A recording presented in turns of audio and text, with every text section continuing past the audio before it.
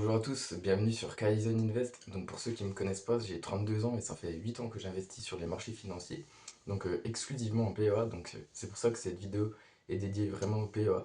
Donc là je vais vous donner mes petites stratégies et techniques pour protéger son portefeuille. Donc bon là, si vous avez suivi l'actualité, vous savez très bien que le détroit d'Ormuz il est bloqué. Donc il y a 20% du pétrole et du gaz qui transitent par ce canal qui est très étroit, donc c'est très facile de le bloquer, même avec même avec une armée qui est moins puissante que les États-Unis, mais avec l'armée iranienne. Donc c'est pour ça que je voulais vous partager mes petits tips et astuces pour protéger son portefeuille dans ce contexte-là. Donc déjà, je vais rappeler l'importance d'avoir un portefeuille diversifié. Donc moi déjà, avant ce conflit, j'avais 2000 euros sur total, sur un portefeuille total de environ 32 000 euros actuellement. Bon après, j'ai des moins-values latentes, hein, donc on va dire, je pense sur un portefeuille de 34 000 euros environ. Donc j'étais déjà exposé au pétrole et au gaz via Total Energy. Donc là, par contre, j'ai renforcé des positions sur une autre action qui est très peu connue. Et là, j'ai tapé sur YouTube, c'est Equinor. Et il y a très peu de vidéos sur cette action. Pourtant, je trouve qu'elle est très intéressante. Donc Equinor, c'est une action danoise qui est un producteur de pétrole et de gaz. Et depuis la guerre en Ukraine, ils sont devenus les premiers producteurs pour la zone euro de gaz. Donc on parle beaucoup du pétrole en ce moment, mais il ne faut pas oublier aussi le gaz. Et le gaz est vraiment a beaucoup augmenté également, puisqu'il était environ à 25 euros avant le conflit, et maintenant c'est 50 euros. Donc ça a plus que doublé. Donc là, du coup, j'ai réinvesti 500. En fait, il y a eu l'annonce de Trump comme quoi le conflit était déjà. Enfin, et n'allait pas durer longtemps. Donc, ça, c'était juste un effet d'annonce pour moi. Donc, j'en ai profité pour renforcer Total à 500 euros. Et du coup, c'était mon objectif. De toute façon, c'était de monter Total à 2500 euros déjà avant le conflit.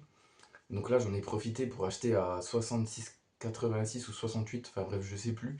Mais vu que j'avais un PRU très bas qui était de 53 euros, ça l'a juste un peu augmenté à vers 55, je crois. Et donc là, j'ai une grosse plus-value latente, puisque je suis à plus 29% sur Total et c'est à 72 euros actuellement.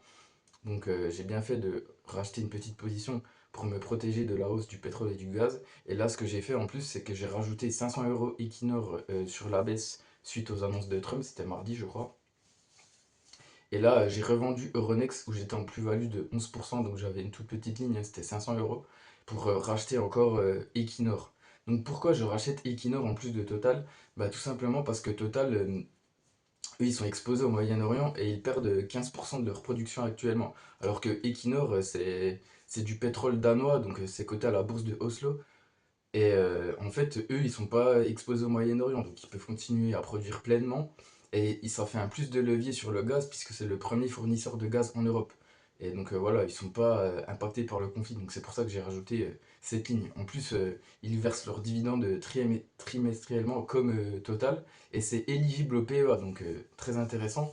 Par contre, c'est à la bourse d'Oslo, donc c'est un peu compliqué de s'en procurer. Moi, je suis sur Bourse Direct, donc mon courtier c'est Bourse Direct, et je peux acheter cette action via la bourse allemande, donc la Deutsche Börse.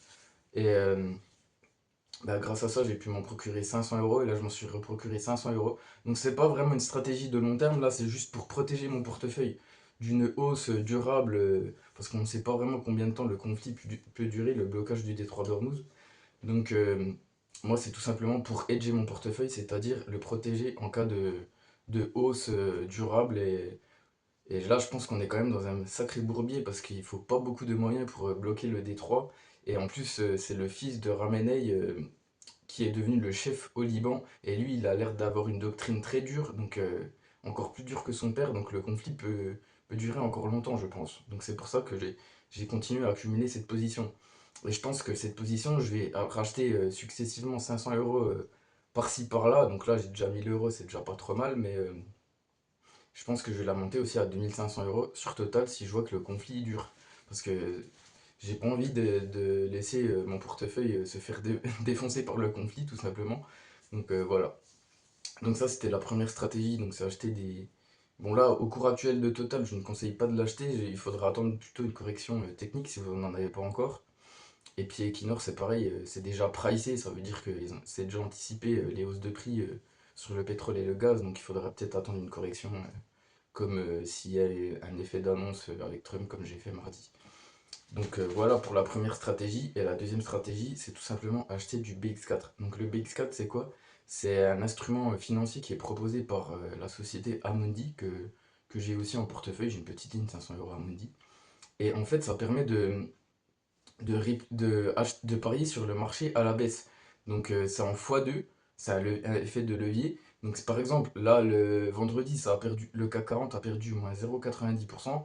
Donc si vous auriez acheté du BX4, vous auriez pu gagner 1,8%. Donc là, vous pouvez... attention, ça c'est vraiment un truc de court terme. Donc ça c'est pour protéger vos positions en cas de forte baisse. Donc après, il faut trouver le c'est-à-dire sweet spot, pardon. C'est comment protéger son portefeuille d'un éventuel conflit qui dure sans impacter la performance, sans trop impacter la performance de son portefeuille au cas où si le D3 n'est plus bloqué. Donc là, pour 32 000 €, moi je dirais que il faudrait mettre 2 000 € progressivement sur le BX4, sachant que j'ai déjà des pétrolières qui bénéficient aussi de la hausse de l'énergie. Donc voilà, ça peut être une stratégie intéressante. Donc attention par contre, le BX4 c'est vraiment quelque chose de court terme, c'est pas à conserver très longtemps, mais ça vous permet de protéger votre portefeuille d'une grosse baisse tout simplement. Donc après, libre à vous de l'utiliser ou pas, c'est quand même un truc réservé pour niveau intermédiaire avancé, je dirais. C'est pas du tout pour les débutants. Donc voilà, c'était des stratégies pour protéger votre portefeuille boursier. J'espère que ça vous aura été utile. C'est une vidéo rapide. Je comptais pas forcément tourner, mais vu le contexte actuel, je pense que ça pourra peut-être aider certaines personnes qui sont investisseurs comme moi, particuliers, et qui ont un portefeuille bah, déjà assez conséquent, puisque moi je suis à 32 000 € à 32 ans, donc je trouve que c'est déjà pas mal. Et voilà. Donc abonnez-vous si vous voulez plus de contenu sur la finance et l'investissement. Je partage mon parcours d'investisseur. Et bah, soyez diversifiés, hein, c'est la base de l'investissement. Moi aussi, en ce moment, j'ai racheté des CPI. Donc ce qui est bien, c'est que je touche 40 € par mois, peu importe les conflits. Donc j'ai aussi de l'or, du bitcoin. Voilà, c'est tout ce que je voulais dire pour cette vidéo. J'espère que ça vous aura utile, que je vous ai fait découvrir une société qui mérite attention dans ce contexte qui est Equinor. Donc voilà, merci et à bientôt pour une prochaine vidéo.